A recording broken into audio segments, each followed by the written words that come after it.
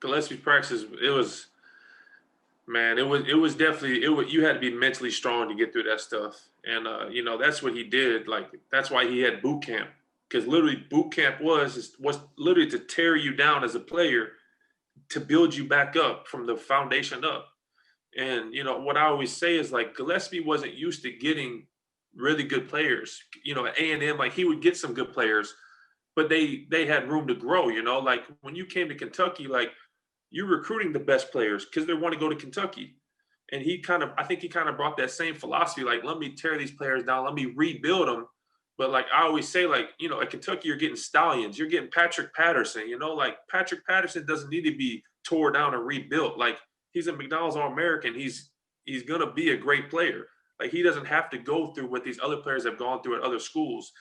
But yeah, man, like some of the practices we had, I mean, some of the stuff he would say, it was a lot of a lot of mental battles you had to get through each and every day. I got kicked off the team 3 times that year.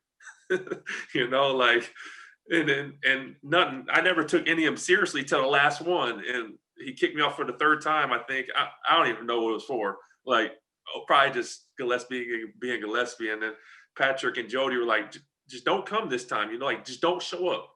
So like I showed up to practice. I think we had practice in Memorial Coliseum, and I just showed up and sat in the stands. Like I didn't even show up on the court because they were finally like, just don't show up this time. I was like, man, I gotta show up. Like this is my education, like. So I mean, it was all just it was a mental game with him so much, and that was just the battle you had to get through each and every day.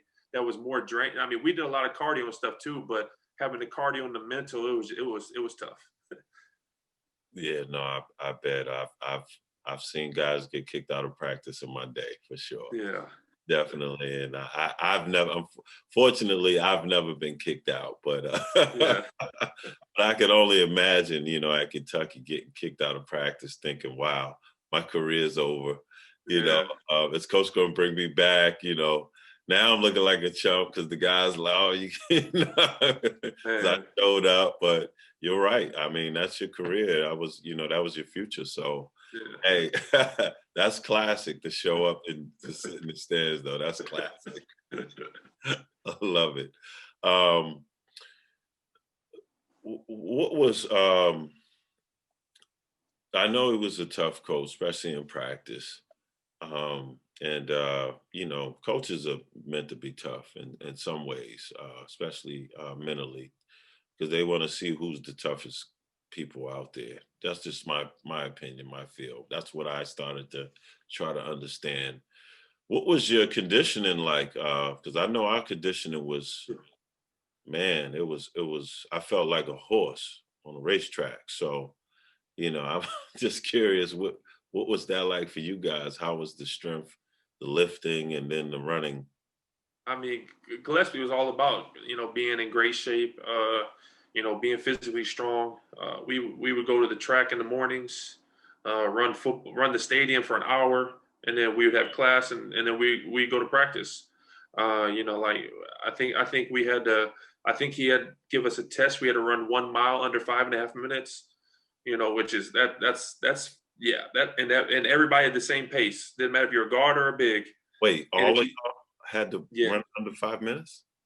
yeah. Wow. I I think the bigs had 5:30. I ran mine at 5:15.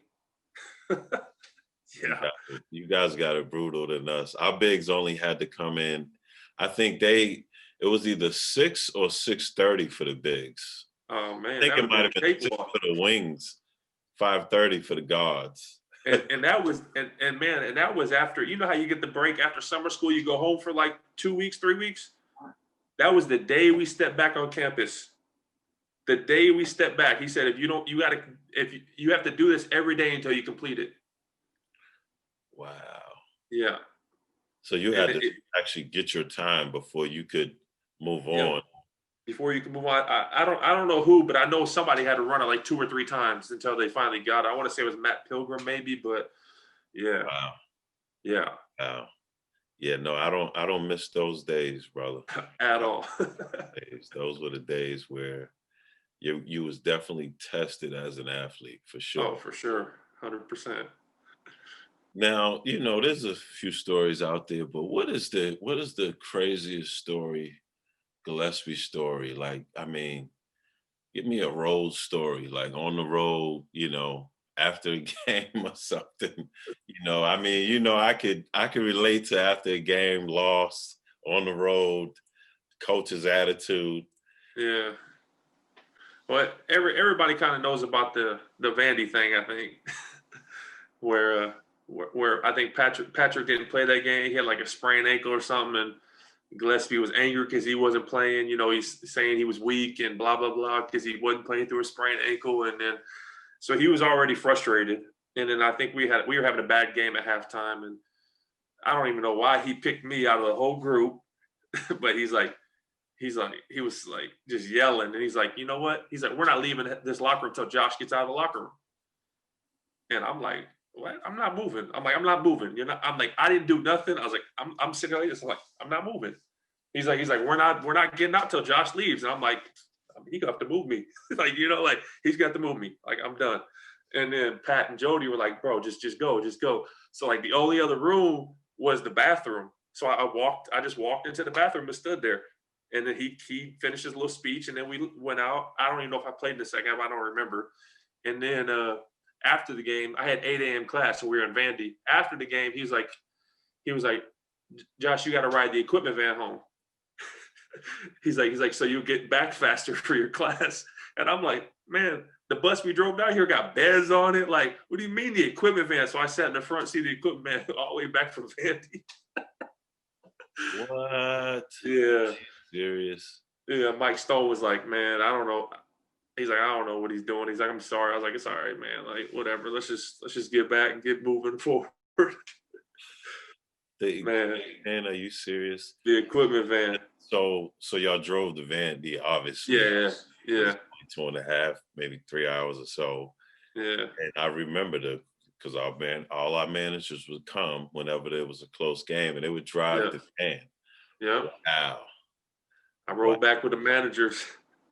Because you had 8 a.m. class, so he was. That was the reason. But he wasn't happy about something. Oh man, oh man.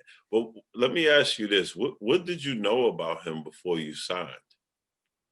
To be honest, I didn't know a whole lot. He was a great recruiter. He smoothed everybody over that was around me. Like he got real close to my mom. Um, he would talk to my high school coaches all the time, and they kind of like everybody was really nice to him. I thought he was a great guy, which I still think he's a great guy to this day off the court.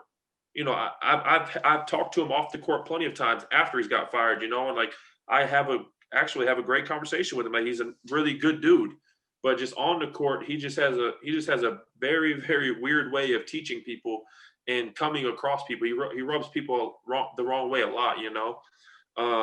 Yeah, but I didn't know much about him. Like I knew I knew that he was a good coach at Texas A&M. I didn't know how he coached. I didn't know much about him, but he did a great job recruiting me, which he did a great job recruiting everybody because a lot of people went there. So, but yeah, like I said, man, it was literally like Jekyll and Hyde. Like he was great. And as soon as I signed, it was like a flip switch. As soon as I signed, he's like, all right, it's time to work. I was like, dang. Oh yeah, that's how I was. Yeah. I know that feeling right there, bro. Yeah, it caught me off guard. I was like, whoa. Yeah. Different person, huh? Yeah. You signed already, bro. So yeah, exactly. Name was down. It was a wrap. now it's time to become a man. Yeah. But how did you feel when he got fired? I was a bit relieved. It was a very stressful year. For everybody. We didn't make the tournament that year.